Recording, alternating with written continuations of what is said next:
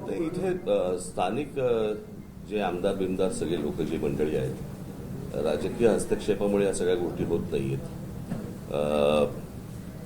मागे मी एकदा नितीन गडकरींना मी फोन केला होता या बाबतीत. पण मी त्यांना विचारलं होतं, मी एकदा बोललो पण होतो, आणि गडकरींनी मला याचं उत्तर दिलं होतं की कॉन्ट्रॅक्टर कंटाळून निघून गेले. आता नितीन गडकरी जे या रस्ते आणि या सगळ्या गोष्टींचे केंद्रीय मंत्री आहेत, ते जर समजा कोकणातल्या कंत्राटदारांबद्दल कंटाळून निघून गेले असं जर म्हणत असतील, तर ते कंटाळले कोणामुळे, कशामुळे कंटाळले? आतापर्यंतचा रिवाज असा आहे की तुम्हाला जर रस्ता बांधायचा असेल तर ज्याला लँड ॲक्विजिशन म्हणतो, ती लँड ॲक्विजिशन ही सरकारने करून द्यायची असते आणि मग पुढे कंत्राटदार ती गोष्ट करतो. हे सगळे रस्ते करत असताना प्रत्येक वेळेला हाच प्रॉब्लेम आलेला आहे की जागा संपादित केलेली नाही, कंत्राटदाराला कंत्राट देऊन मोकळे झालेत, पैसे गेलेत, पैशातनं त्यांचे टक्के गेलेले आहेत आणि रस्ता तिकडेच आहे. हे वर्षानुवर्ष ह्याच गोष्टी होत आल्या, अशाच होत आहेत. आत्ता नवीन बांधलेल्या रस्त्यावर मी आलोय, काय अवस्था आहे नवीन बांधलेल्या रस्त्याची? मला आता हे काहीतरी त्या इथे घेऊन जात आहेत कुठे त्या बायपास, तर मी त्यांना तेच विचारलं, म्हटलं नुसत्या एका बायपासने काय होणार आहे? बनवलेला रस्ता, नवीन बनवलेला रस्ता हा पण जर खराब होणार असेल तर बायपासने काय होणार आहे 2 किलोमीटरच्या? काय आपण राज्य म्हणून हे माझ्या राज्यातलं आहे, हे नीट व्हायला पाहिजे, चांगलं व्हायला पाहिजे, याच्या दृष्टिकोनातनं विचार न करता याच्यातनं टक्के किती मिळतील या गोष्टींवरतीच जास्ती विचार आहे. आमच्या जमिनी कशा विकल्या जातील, जमिनी घेऊन ठेवायच्या, हेच व्यवहार नुसते सुरू आहेत. बाकी काय सुरू आहे मला जरा सांगा महाराष्ट्रात? आता हे तिसऱ्या मुंबईचं केलंय, बरोबर आहे? आता हे तिसरे मुंबई हे सगळ्यात जास्ती महत्वाचं आहे. ही तिसरी मुंबई आता काय, तिसरी मुंबई काय, दुसरी मुंबई काय चालू आहे, त्या तिसऱ्या मुंबईची जाहीर केले. आता मी तुम्हाला साधी गोष्ट फक्त वाचून दाखवतो. या तिसऱ्या मुंबईमध्ये काय गोष्टी येणार आहेत, तर इथे educational city, medical city, sports city, data centre, global capability centre, संशोधन संस्था आणि बीकेसी पेक्षाही मोठं व्यावसायिक केंद्र उभारलं जाणार आहे. आंतरराष्ट्रीय विद्यापीठ, जागतिक तंत्रज्ञान कंपन्या आणि उच्च मूल्य सेवा उद्योगांना आकर्षित करण्याचा प्रयत्नही सुरू आहे. म्हणजे इथे तिसऱ्या मुंबईमध्ये तुम्हाला काय आणायचंय ते महाराष्ट्राला माहितीये का? महाराष्ट्राची मुलं मुली तयार आहेत का या गोष्टींसाठी? म्हणजे आपल्याकडचा जो कोणी शेतकरी आहे, आपल्याकडचा जो कोणी जमीनधारक जो आहे, तो फक्त माझी जमीन मालक एवढाच राहणार आणि त्याच्यासमोर ही तिसरी मुंबई उभी राहणार, काय ह्याला काय करायचंय ते, आणि तो फक्त बघत राहणार.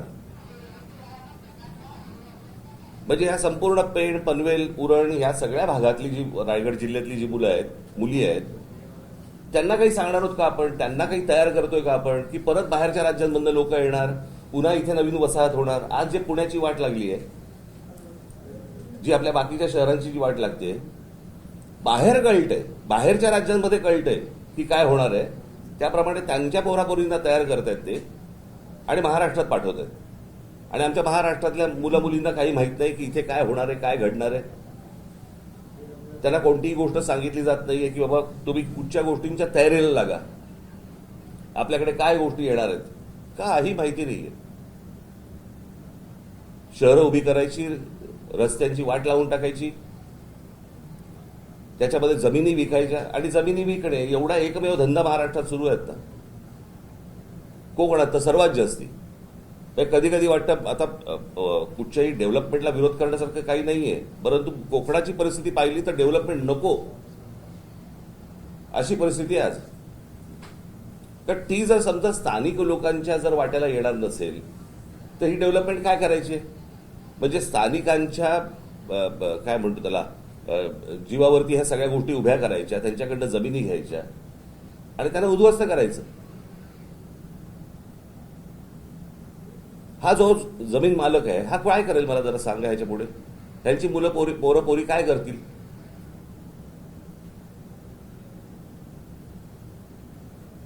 काय चाटायचे ते रस्ते?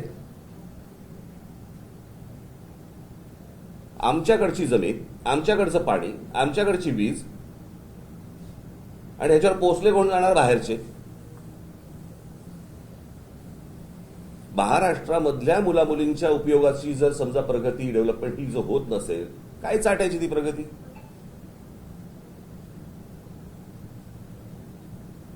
हे कोणासाठी सुरू आहे?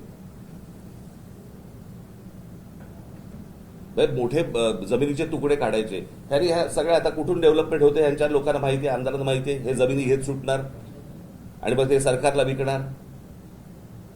मग सरकार कोणाला तरी अजून कुठचे उद्योग अदानी बिदानी देणार, त्याच्या घशात घालणार. हेच सुरू आहे. आपण आपली पत्रकार परिषद घेत बसू. मला असं वाटतं स्थानिकांना ही गोष्ट समजणं गरजेचं आहे. त्यांनी या गोष्टींना विरोध करणं गरजेचं आहे. सगळ्या ठिकाणी नुसते आपले तटकरे, तटकऱ्यांची मुलगी, त्याच्यानंतर तो कोण ठाकूर, ठाकूरांचा मुलगा आहे, त्याच्यानंतर अजून कोणतरी, हेच सुरू आहे.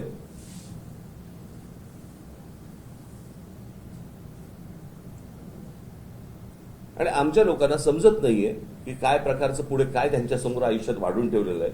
का आईने अंधकार निवडणुकीच्या तोंडावरती फक्त पैसे घ्यायचे आणि काही जे काय आता पैसे वाटायचे, बस मतदान होत आहे, आमदार निवडून येत आहेत, खासदार निवडून येत आहेत, आमच्या पायाखालच्या जमिनी जात आहेत, जाऊ देत.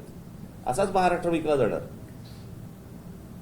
सर्वाधिक उद्योग किंवा सर्वाधिक गोष्टी या रायगड जिथे आपण आता आहोत या संपूर्ण परिसरामध्ये मोठ्या प्रमाणात होताना दिसत आहेत. पण इथेच पालकमंत्री पदावरून वाद सुद्धा सातत्यानं, म्हणजे मला ते फालतू गोष्टी आहेत, त्या अत्यंत फालतू गोष्टी आहेत. पालकमंत्री, पालक म्हणजे कोण? आईबाप ना. यांना आईबाप मानायचे का? माझं मत आहे, सरकार नावाची एक गोष्ट असते. सरकारने ह्या गोष्टींचे निर्णय घ्यायचे असतात.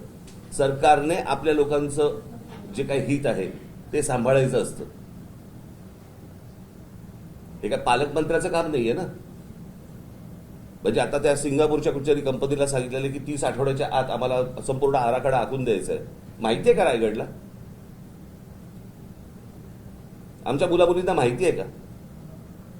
उद्या इथे कोणत्या प्रकारचे जॉब्स येणार आहेत काही कल्पना आहे का आपल्याला? काही माहिती नाहीये.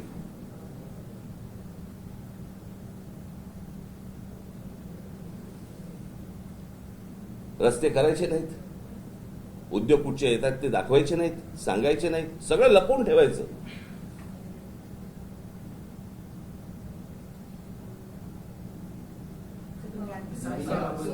सोयीस्कर सर्वसामान्य लोकांना अंधारात ठेवलं जाते. अर्थातच. मग म्हणजे काय?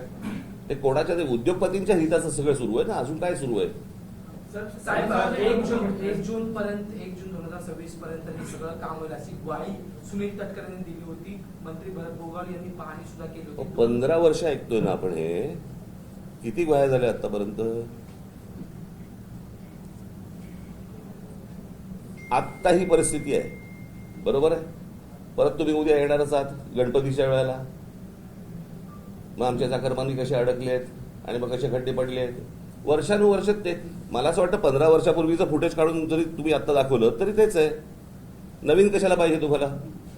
यावर्षी सुद्धा ते चित्र आहे. कारण अनेक चाकरमानी रस्ता खराब असल्यामुळे ट्रेनचा पर्याय घेतात. तर अजूनपर्यंत 30 गोष्ट सुरू आहे असं कोणाला असं वाटतं का तुम्हाला? 30 गोष्ट म्हणजे गेली, मला असं वाटतं स्वातंत्र्य मिळाल्यापासून तेच सुरू आहे ना. आपल्याकडे अजूनही कोणत्या प्रकारचे नवीन विषयच येत नाहीत निवडणुकीला.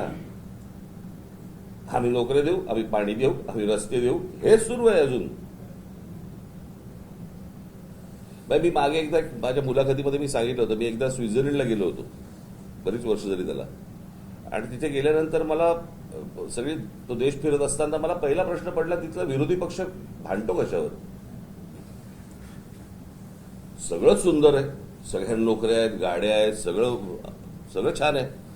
पण तिकडचा विरोधी पक्ष काय म्हणतो? काय देऊ? आपल्याकडे हेच सुरू आहे.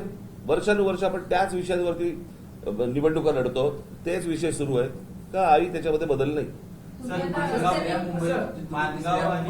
तिसऱ्या मुंबईवरती बोललात, परंतु मुख्यमंत्र्यांकडून असं वारंवार सांगितलं जेव्हा कुठे विकास होत असेल तेव्हा सुरुवातीला विरोधकांकडून विरोधच होतो, त्यानंतर अरे विकासाला विरोध नाहीये. माझं म्हणणे माणसांना अंधारात ठेवू नका. इथल्या मुलामुली आपण तेच बोलतोय का? साहेब, एक प्रश्न मानगाव आणि रोहा यामध्ये मुंबई दिल्ली कॉरिडॉर येणार होते आणि त्यासाठी शेतकऱ्यांची सुरुवातीला भूसंपादन जागा काढण्यात आली आणि तेव्हा सांगण्यात आलं होतं की रासायनिक जे कारखाने आहेत ते येणार नाही. मात्र आता प्रत्यक्षात जे आहेत ते रासायनिक कारखाने अरे मी मागे पण एकदा इथे कोकणामध्ये आलो असताना मी म्हटलं होतं की तुम्ही हे जे उद्योग येत आहेत ह्यांच्यामध्ये पार्टनर व्हा. कळलं का? तुम्ही जमिनी विकून तुमचा विषय संपला. आपण एक त्यातलं सुंदर उदाहरण जर समजा आपण बघितलं तर पुण्यामध्ये मगरपट्टा, बरोबर आहे. सगळे शेतकरी एकत्र आले, सगळ्या शेतकऱ्यांनी मिळून एक मोठ्या प्रकारचा एक प्रकल्प उभा केला, बरोबर आहे. ते जमीन मालकही राहिले आणि प्रकल्पाचे मालकही राहिले. मग ही गोष्ट आपल्या महाराष्ट्रात इतर ठिकाणी काय नाही होत?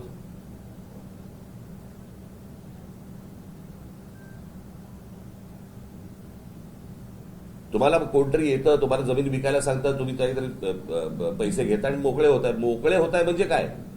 मी अनेकदा सांगत आलेलो आहे, तुमचं अस्तित्व ही तुमची जमीन आहे.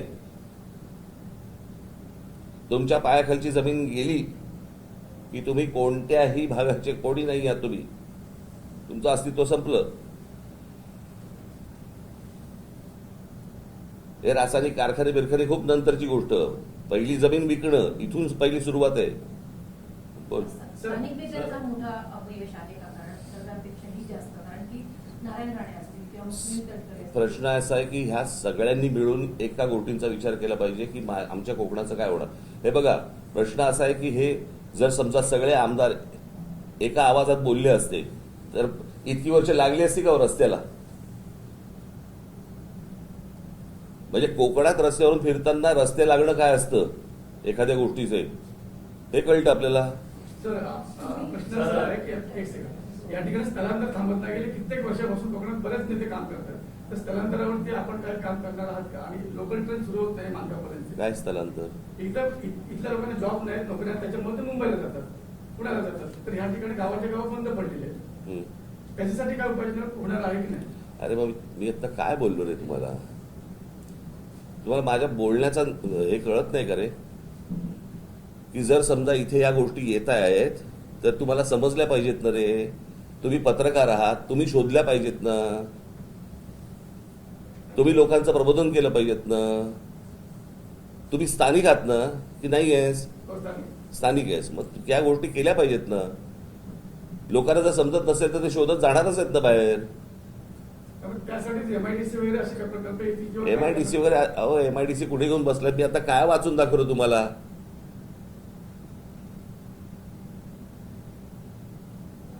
सरकारचं इथे काय आणायचं चालू आहे आणि इथल्या लोकांना, स्थानिकांना माहिती नाहीये इथे काय येणार आहे. तुम्हाला कळते का प्रकल्प काय आहे तो? समजताय का?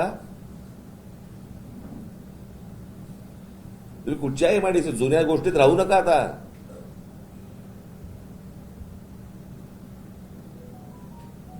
सर, मुंबई गोवा महामार्गावर खारपाडा आहे आणि सुकेळी खिंडा अशा 40 किलोमीटरच्या अंतरामध्ये टोल आहे आणि त्याचा भूदंड मोठा पडणार आहे. एकदा सर तुम्ही सांगितलं की केंद्रीय मंत्रींनी स्वतः हात टेकलेले, मग याच्यात सोल्युशन काय आहे? 17 वर्षात जर एखादा प्रकल्प रखडतो, मंत्री होऊन जातात, आमदार येऊन जातात, सरकार बदलतात, मग आता याच्यावर सोल्युशन काय? कारण 1.5 वर्षांपूर्वी बघा याच्या आंदोलन पण केली. म्हणूनच मी तुम्हाला सांगतो ना की ह्या सगळ्या याच्यामध्ये सोल्युशन हे सत्ता बदल एवढंच आहे. माणसं बदलणं गरजेचं आहे. जर समजा तुम्हाला इतकी वर्ष तर 30 माणसं तुम्ही निवडून देणार असाल आणि त्याच विषयांवरती जर समजा तुम्ही बोलणार असाल, उपयोग काय त्याचा? जे निवडून येत आहेत ते म्हणतात ह्याला काही फरकच पडत नाही, रस्ता चांगला करा तर वाईट ठेवा. हे काय निवडणुकीच्या वेळेला आम्हाला निवडून देत आहेत कोणत्या का मार्गाने असे ना. एकदा हा तुम्ही त्यांचा भ्रम तोडत नाही तोपर्यंत काहीच होणार नाही. त्यांना धक्के दिल्याशिवाय कुठेही तुम्हाला बदल आढळणार नाही. तुम्ही नाशिकचा दौरा